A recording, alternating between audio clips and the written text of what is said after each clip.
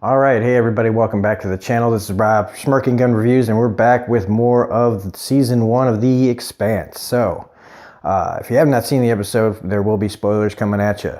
This is episode 6, Rock Bottom, and another great episode. And I'm just gonna break it down by the different places gathered and described by importance from me. These may be things that are important down the line, but as far as importance in the episode of big things, I'm going to start with, to me, what's the least important one right now, and then get up to our big stuff.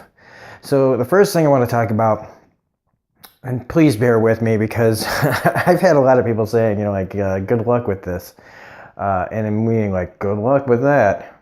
And I also want to thank everybody that's commented on giving me information on space physics and all sorts of stuff and planets and things like that. Some stuff I've already know, but other things, like, it's just nice to have that kind of knowledge where I can look back at it. This show does make me want to do a lot more research into space and space travel, because it's not really a topic that I ever really was too it's interesting, but it's, I have a lot of other things on my mind. So anyway, the first thing we're going to talk about is the uncle and his nephew out in space on this abandoned asteroid. They're out trying to salvage this thing to make some money off of whatever's in it. The net that they have, and it's really crazy. If you think about the work, and it kind of reminds me of a lot of this stuff, like how space is kind of like the old West. Just kind of, if you go out there and you're all on your own, man, shit goes down, there ain't nobody to help you. Kind of like how I was describing people that live out in the wilderness in that movie Hostiles, where it's just like, you're out there, nobody's coming to help you. And if anybody decides to mess with you, you're fucked. So these guys are out there and they're doing their little nickel dime, work. The net doesn't work and they're complaining and stuff. And these guys come from, I believe it's like a Martian thing, and it's like border patrol. There's border patrols in space. I don't know. I guess they have they use math to figure out math equations to figure out borders out in space. But these guys get threatened and pushed around, and yeah, they're speaking kind of like a different accent, these two guys, the uncle and the nephew, so I guess you're kind of considered like trash. In fact, the one guy even calls his nephew street rat or something. Like, what is this, fucking Aladdin? But not that that's bad or anything, just that's the first thing I thought it was. Oh, okay. So they get pushed around, basically thrown out to kind of to die. They're given a trajectory. I think that they basically say, you're not going to live to get back. And the uncle, I think he seems kind of drunk or whatever, and he takes his nephew and he throws him into the airlock. And I was like, Jesus Christ, man, this is this is pretty dark here, man. Just like, he's mad at his nephew for what? But what he's really doing is, he gives him a helmet, gives him a spacesuit and everything, and he shoots him out the airlock, which is still pretty fucking nuts, And he takes his ship and he's dragging the asteroid, and he kind of flings it at what I can only assume is those people that basically left him out there to die. And then it's like a suicide bomb kind of. He turns his ship into like a bomb with all the rocks and everything, and leaves his nephew out there in the middle of space. And he says somebody will find him, but still, this is in a pretty extreme kind of situation. But as far as importance right now, I don't know how important it is. It feels like something that could become important. I guess if they pick the kid up, I don't know who this kid is, but whatever. So it's pretty crazy. Then we have what's going on Earth with the lady with the hard to pronounce name. So I'm just gonna call her the Queen of the Earth. No, let's call her the Queen of the UN, or Earth's version of she reminds me of Lady Olenna from Game of Thrones, the Queen of Thorns. Marjorie Tyrell's mother in that, or grandmother in that. where she can talk like very, very polite, and she's very soft spoken, but what she says and what she means and all this stuff is really, she knows how to put the squeeze on somebody while sounding very polite and very elegant and very, just non-threatening but threatening. So she's putting the screws to this guy over Fred Johnson, who we know from these last few episodes. He's the butcher of that station, that Anderson station, and he's the one that's bringing in Holden and his crew to help them out over here. I think this is Tycho Station. That's why I put it up here, because it's Tycho Station plays a big part in this. And I guess Johnson's like a spy, but this guy doesn't want to give him up, so she puts the screws to him. Black, kind of pressures him with his son's like parole, which gets back to somebody else higher above her, and he tries to put the screws on her, and again she just kind of turns it around, and it's just like gets out of it. So they want Johnson, and he's building what they call the biggest ship out in the galaxy for the Mormons. So something else is going on here. There's all these different things at play. So that's it for that. Now, I did consider that conversation a little more important than the guy and his uncle, because this is more political maneuvering stuff going on, big picture stuff. Now, what we have is I'm going to talk about Tycho Station, where Johnson has Holden, and them, they're kind of having a standoff. I love Chad Coleman's part in this. He's playing like they're trying to, puff out their chests to make them seem like they're, we got more people and everything, but he's not having any of it. He's a military man. He's been through this before. He knows how to handle himself. He knows how to talk, been in crazy situations. You can tell. You don't have to give you this guy's entire backstory. It's just the way, the confidence and the weight he brings to the scene, where he's just like, I know you guys are full of shit, all right?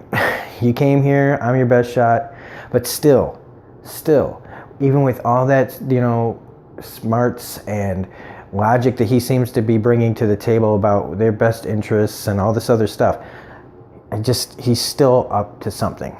But now that you know that he's a spy, of some sort, that the Earth people have said, yeah, you can't trust him at all, like fully, I guess I should say. And so this whole part is basically them kind of coming to this uneasy alliance about Johnson needs to find this guy that's like the sole survivor of that speculi, and I can't even pronounce it. So many goddamn words. Words hard sometimes. But just remembering all the different ships and names of planets and things is like, whew, I need like a fucking outline. But the Scapula, I think, is the one that Julie Mao is on. He's like the sole survivor. They're trying to find him because he knows what's going on. And it's basically how they get their ship back, get a ship together, and how they all end up coming back together. It was supposed to be just Holden and some other people, but they managed to work it so that they're still together as a team, going off to find this guy. Mata, she wants Johnson's help finding somebody down the road, no questions asked. So I guess in some way, that means Johnson's character is safe or whatever. I mean, you never know if these storylines are gonna play out, because it does feel, again, to compare it to Game of Thrones, but sometimes, you get the start of a storyline and then it ends up just somebody dies and it goes nowhere, and it may seem a little disappointing, but it's also just kind of honest and how life can be, where you just don't always get the things you want, the answers you want. Kind of like, when Ned Stark tells Jon Snow, like, spoilers, that, next time we talk, we're going to talk about your mother.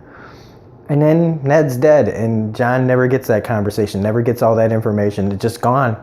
And they have to scrap that whole thing until, like, and they never really answer. There's some people that know the answer to that question, but you know what I'm saying? That's what I'm trying to get to, is like, you don't know how much of this is actually going to play out because of how razor's edge everything is, that, they could just go out there and a rock could go through the window and, pressurize the cabin and suck everybody out or something. And they'd just be dead. you know. So, that whole fragility of life and stuff in this show. So that's really it for I really liked, for some reason, Anson and Alex in the bar, because it made me feel like something else. And people can disagree or whatever, but what this scene reminded me, and then made me start thinking about the whole show as a whole, just from this bar scene, suddenly made me feel like I was watching like a Mass Effect TV show, based, like the video game, which is one of my favorite game series.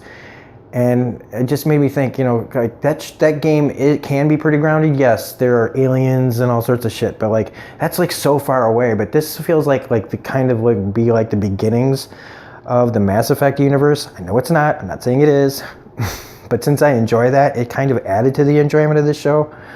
The realism of like the techno music and everything. Like it doesn't feel like just this plain stupid ass bar like in Star Trek. No offense to Star Trek, but when they walk into the bars, it's just this boring fucking place that looks like, somebody turned their living room into a bar. It's like, just, I don't know. It just feels lived in, and boom, and the music and everything's going around. There's a lot of activity, and then it just made me branch out to the whole thing and go, yeah, this is kind of like Mass Effect a little bit without all the alien, stuff. So let's get back on topic. So that's the Tycho Station stuff. Johnson taking whatever he took from the dead Martian. Again, can't trust him fully. He is looking for shit. But again, I love Chad Coleman in this. I'm glad. I really liked him on Walking Dead. And The Wire. Again, there's all these shows that I keep bringing up. So the final part of this is Miller's story. I didn't know where he was going to play, this part of the episode was going to be placed in this video, but it's at the end of this, because remember I said he was going to have an aha moment and probably get killed. Well, goddamn, they came close, man. They came so damn close to me being freaking absolutely right. But okay, so he's taken by Dawes' people in the last episode, and in this, him and Dawes have this great scene together. Like I said, Jared Harris is so great. If you like him, watch Fringe. He's great in that too. He's great in everything. And they have this, kind of back and forth where he's saying that Miller loves Julie Mao, which I don't know about that. I think he's getting it into his head to start changing the way he does things. He's starting to feel like maybe he needs to redeem himself and do better at his job, which is why I said that usually means death sentence in TV shows. Somebody tries to be good after they've been bad, and then but anyway, they have this great conversation back and forth. You find more about Dawes and his family and his background with his sisters and stuff. And it's a really, really well told story, but it is just kind of just talking. There's not really huge information going on, because Miller really is just, this whole thing is about Dawes is the one that just keeps sacrificing people, and he always lives. But Dawes ends up not finding the chip in the hat, which is kind of how this conversation, like Miller's kind of baiting him into conversations so he won't notice the hat. And then, because Miller's not going to give him anything, they end up pushing him into the airlock. 2 airlock scenes in one episode. Except this one was like, okay, well, I was kind of mad. As I was like, okay, I kind of figured he was going to die, but not without his aha moment. Not without his, I figured it out. And this, he hasn't really figured everything out, and they're going to shoot him out the airlock. So I was like, he's not dying here. He's not dying here, and I was right. They get shot. I do love how the guy's body kind of roll, just as the thing is opening. It's just pfft. I really like that. They don't usually put details. They didn't have to do that. Do you know what I'm saying? They put little details like that in there. His body didn't have to. They could have just said, why would we have the body fall into the thing? Oh, because it's cool. So Octavia saves him. And then they have this great conversation where You're talking about the first people they killed. And here's another great thing. They have that moment where they're going to kiss. And instead of doing it, they don't. They don't have their romantic interlude. They don't do the stupid thing that so many other TV shows do, where all of a sudden it's like, we're both having a hard time and we need to feel something else, so let's fuck each other's brains out. No, they just kind of stop. He really stops it, which is great. And speaking of other things that like don't happen to TV shows, so when on the Tycho station, when Amada tells Amos that she knew about what Holden did, and he's like, you knew, like, you didn't tell me. And she's like, no. And instead of like having that usual reaction that people do in these TV shows, where they're like, oh, fuck you, man. And they're just mad for like episodes, just like, you know, they have to come around, or something has to happen and they have to just come around. Instead, he just goes and has an honest reaction. And he goes, you were afraid of me. And that's exactly right. That's why she didn't. Because she knew what he could possibly do if he had that information. And that just, I applaud this show again for making a great writing decision. So anyway, I was just pointing out, like, so they find, Miller and Octavia are looking at the chip. And this is where it almost happened. So he takes it to his captain, or whatever, the lady, who's been in like a bunch of stuff too, like Sopranos and stuff, Agents of S.H.I.E.L.D. He starts telling her everything about this. Like this information that's on there came from that the station that starts with a D, Delphine, I don't know. Again, shoot me for not being able to like remember Phoebe Phoebe station, I think, or Phoebe. And he's figured out that everything started there, and they need to find this guy. He's the one with the information. I'm pretty sure that's probably Lionel, the one that Johnson's looking for, right? So I'm not sure, but I'm making a leap. And she gets that look on her face, and I go, oh fuck, she's about to Cersei Lannister his ass. But she's in this like full room of people, so like I kept going, how's she gonna do this? Like, he's dead. He's sitting there like all relaxed. Did you tell anybody about this? No. I'm like, oh, fuck me. He is so goddamn dead. Like, this is exactly what they do. Like, in spoilers, like, or I won't give you like, but like when somebody tells the bad guy that they don't know is the bad guy, the information, and the bad guy like turns around and does something, and then they just go, oh, guess what? I got a gun on you now, bitch, and shoots you. But that didn't happen here. She fires him and has him taken away by security. Now, I guess, she could have killed him and just tried to explain it away, but there was a lot of people there. So, I mean, if they were alone, so I guess they don't want to kill him yet, but I mean, that was his death right there. He had his aha moment, and they didn't kill him, but still, man, oh. So anyway, now Miller's out of a job, but I don't think that's going to stop him, which is another reason why I don't know why she didn't just kill him. But that's the end of the episode. Really freaking great. So anyway, I can't wait to get to the next episode. I don't know if I'll do another one today. But if you like this video, please hit the like button, comment, share, subscribe, all that stuff. Hit the bell for any notifications on more of these videos so you never miss out on them. So just more on the channel. I've started 2 of my new series. I've got the Essential Film series that I have, which is movies that are under the radar for a lot of people that I recommend. I just did the 1997's David Fincher movie, The Game. That review is up. I also did my, what do you want to call it? Final viewing series. Movies that I will probably never see ever again that I liked from a long time ago or recently, just knowing that I'll probably never watch that movie again, forcing myself to see it one more time and giving my thoughts on them. I just did that for 1984's Tom Selleck, Gene Simmons movie. It's a sci-fi movie called Runaway. That review is up. We did all of Disenchantment this week, so those reviews are up. And then you can look at all the playlists. We've got Better Call Saul, we've got Preacher, we got Ozark, we got Man in the High Castle, we got Orange is the New Black, Handmaid's Tale, Westworld, other movie reviews, and so there's pretty much something on the channel for everybody. Thank you, anybody who watches these. Thanks for all the support, especially now starting in this show. I want to thank everybody for commenting and giving me extra, not just encouragement, but extra wisdom and information. So yeah, that is it. So this is Rob for Smirking Gun Reviews saying we'll see you on the next video, and have a great Sunday. Bye.